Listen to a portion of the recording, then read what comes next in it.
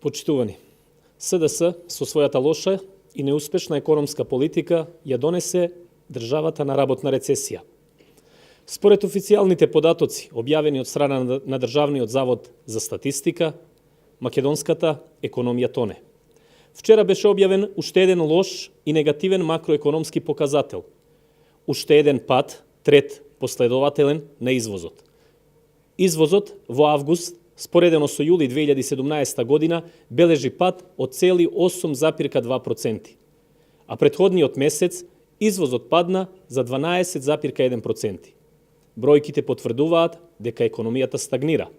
Фирмите све помалку извезуваат, а со тоа директно се намалува девизниот прилив во стопанството. Помалиот девизен прилив резултира со помал обрт на средства, додека пак тоа ќе ја намали и кредитната способност на банките кон физичките лица, но и кон приватните компании. Економијата е влезена во циклус на стагнација. Индустриското производство во август годинава во однос на август лани бележи намалување од 5,3%. Гледано по сектори, според податоците на Државниот завод за статистика, индустриското производство во секторот рударство и вадење на камен во август 2017 година во однос на август 2016 година бележи опаѓање за 6,1%, а во секторот преработувачка индустрија бележи опаѓање за дури 8%.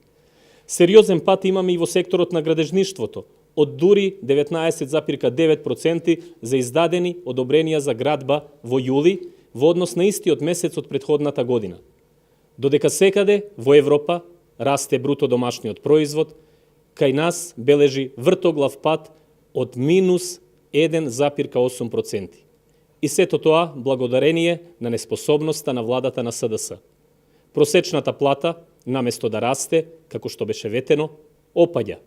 Со последното задолжување, владата за 4 месеци ја задолжи државата за вкупно 320 милиони евра, а од државните девизни резерви стопи дополнителни 177 милиони евра. Тоа е пола милијарда евра за само 4 месеци. Да, почитувани граѓани, пола милијарда евра наши пари за само 4 месеци потрошени од СДС, без да знаеме на што. Расипничката политика на СДС полека ја придвижува и инфлацијата. Според Народната банка на Република Македонија, податоците за инфлацијата за август укажуваат на одредено забрзување на годишната стапка на инфлација на 1,9%, при што просечниот годишен раст на цените во првите 8 месеци изнесува 1%. Вакви шокови домашната економија не претрпе ниту во услови на светската финансиска криза. Овие падови во економијата се сериозни и истите наговестуваат големи проблеми за Македонија, граѓаните и бизнис секторот до крајот на годината. Македонија осиромашува.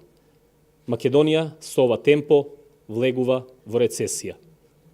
Ви благодарам.